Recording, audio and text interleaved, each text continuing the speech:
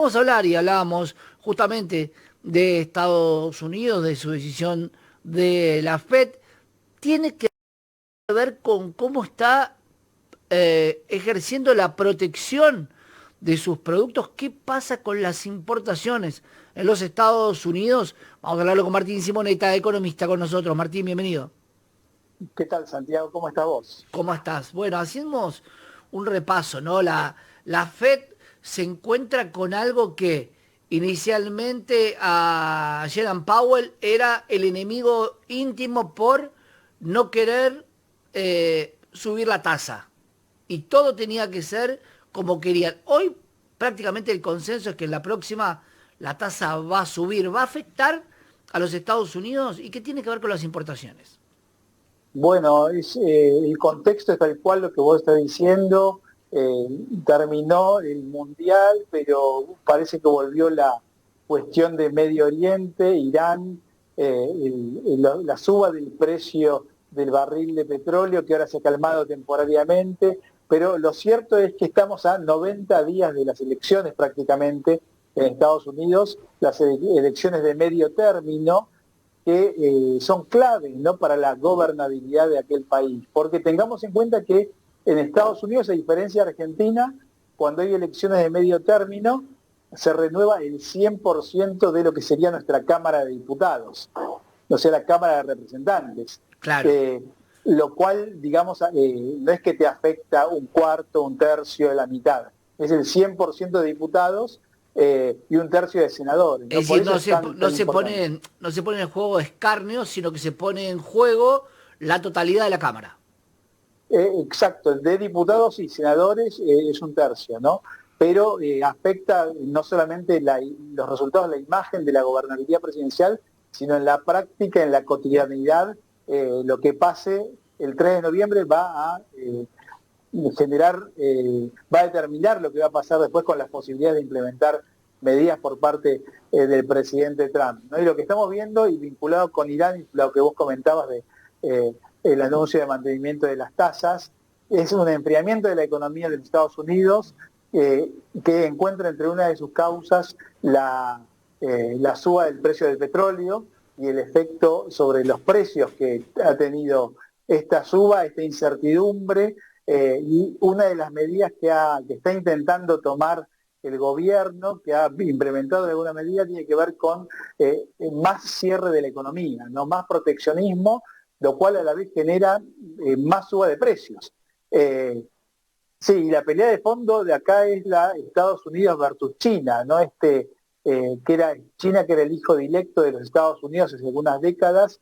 Estados Unidos lo hizo ingresar a la Organización Mundial del Comercio, y sin embargo hoy en día está desafiando a los Estados Unidos con una estructura de costos terriblemente mucho más competitiva, valga la redundancia, y Trump está viendo cómo manejar esta situación sin lograr solucionar el corazón del problema de Estados Unidos, que es el mayor costo en dólares de la producción de Estados Unidos y de los países desarrollados, ¿no? Porque Claro. cuando los países se desarrollan, también aumenta buena parte de sus costos en moneda global, ¿no? Martín, para entender el paralelismo que a veces se quiere trazar, sobre todo queriendo incluir, por ejemplo, un shutdown, seguramente hoy en la cadena nacional, y casi copiando modelos de los Estados Unidos, la Argentina, para bajar la inflación, abrió las importaciones. Sin embargo, Trump hace todo lo contrario. ¿Cuál es la diferencia entre ambos países para que esto se dé en una medida totalmente contraria entre uno y otro, con ideologías supuestamente iguales? Bueno, el concepto de shutdown en realidad se usa en común, pero el uso, digamos, el uso público de las palabras es común, pero en realidad no sería exactamente lo mismo en cada una de las economías, ¿no? En Estados Unidos el shutdown se utiliza, es una institución arraigada, eh, que se utiliza cuando se gasta todo el presupuesto nacional, el Estado deja de funcionar. Entonces tienen que ser reaprobadas, eh, nuevos modificaciones presupuestarias para que vuelva a seguir funcionando esto, ¿no? El Estado sigue funcionando al mínimo en sus funciones básicas, por ejemplo, seguridad, defensa, salud, lo imprescindible. Vemos la imagen, ¿no?, de los aeropuertos llenos de gente, mucha incertidumbre, las calles vacías, porque dice, bueno, no hay más plata para que el Estado siga proveyendo los servicios públicos. Hoy veremos el discurso presidencial que va a utilizar los mismos términos para intentar frenar las transferencias del Banco Central al Tesoro, ¿no? Y lograr una independencia entre ambas cuentas, que en los países desarrollados uno ve que lo que son los bancos centrales o la Reserva Federal son organismos supuestamente independientes del Poder Ejecutivo. En el caso de Estados Unidos, hagamos un paréntesis, que la influencia de Trump se ha visto muy fuerte al estilo latinoamericano sobre la Reserva Federal. De hecho, ha hecho cambiar al número uno de la entidad. Y en el caso argentino lo que se quiere es separar básicamente lo que es Banco Central de Ministerio de Economía, lo que sería Hacienda, que tiene que ver con los gastos corrientes y de alguna manera proteger la moneda. Tenemos que escuchar a ver qué es lo que efectivamente sucede con los anuncios de hoy. Ahora, en eso, Martín, te pregunto si no hay mucha hipocresía, porque por lo general al Banco Central, al Banco Nación, los directores que van son prácticamente políticos. El Banco Central viene junto al ministro de Economía. Digo, se podría haber roto esa idea y hacer un concurso para ver quién es el más capacitado para estar frente a esta entidad si querés darle independencia. Digo, no era necesario tener que dejarlo claro en una nueva carta orgánica. Bueno, en los países serios, digamos, lo que sucede es que cambian los presidentes y quedan los presidentes del Banco Central, ¿no? Y esto da una garantía, es como un cuarto poder, digamos, el Banco Central absolutamente independiente. Entonces me viene a la mente el caso de Perú, que ha vivido tantas desavenencias políticas, sin embargo, como que la garantía institucional y económica ha sido el Banco Central, que ha logrado mantener una relativa estabilidad más allá de la incertidumbre política, ¿no? Que es un caso dentro de América Latina donde se está dando esto, ¿no? El objetivo sería apuntar a eso. Veremos cuáles son los anuncios de la propuesta, ¿no? Pero sí, en los países, hablemos ahora de Europa, saquemos de Estados Unidos, donde vemos que claramente Trump ha influido y quiere influir sobre la Reserva Federal.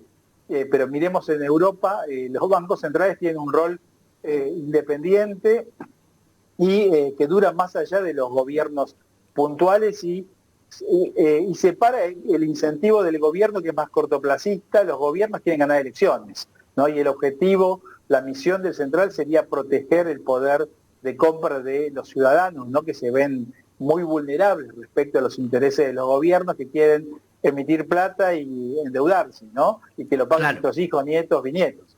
Así que esto sería un poco el origen de este tipo de medidas. Para cerrar, Martín, te pregunto por el neoproteccionismo que está haciendo los Estados Unidos de Norteamérica, sobre todo en importaciones. Y cuando vos controlás de alguna manera las importaciones, estás metiéndote en el libre mercado. Por eso es difícil entender cómo es la ideología de los Estados Unidos, porque hoy es American for American, pero ¿qué pasa con esas importaciones? Bueno, claramente el espíritu de la medida que toma Trump es de un proteccionismo global, un proteccionismo abierto que desafía incluso el espíritu de organismos como la Organización Mundial de Comercio, GATT-OMC, que tenía como meta liberar el comercio global. Hay mucho desacuerdo dentro de Estados Unidos al respecto. Digamos, el que ha tenido la posibilidad de ver los números, los precios de los Estados Unidos, realmente son salvajes, especialmente en lo que llaman bienes no transables, los servicios, pero también en los transables. y está tratando de tapar el sol con una mano Trump y no hacer modificaciones para que la economía de Estados Unidos sea más competitiva y de esta manera pueda competir con China, ¿no? Va por el lado de la prohibición y no por el lado de hacer la visión introspectiva y reducir las medidas y reducir el gasto público e implementar las medidas que debería hacer para tener un nivel de impuestos que sea competitivo, ¿no? Y a la vez trata de atraer empresas norteamericanas que se han ido a China, ¿no? Y le da un poco el mercado cautivo de los Estados Unidos a las empresas norteamericanas, lo cual no estaría funcionando. Sin duda, 4 de octubre, 3 de noviembre, dos fechas importantísimas para la economía global, las elecciones de Brasil y las elecciones de medio término de los Estados Unidos. Martín, gracias por estar con nosotros. Un fuerte abrazo, muchas Gran gracias. abrazo. Martín Simonetta, economista, y la posición que tienen los Estados Unidos respecto a las importaciones, lo que está pasando con la guerra y por supuesto la inflación y la decisión de la Fed del día de ayer de mantener la tasa, pero que con una votación bastante dispar que diría o estaría preanunciando una suba de tasa en los Estados Unidos.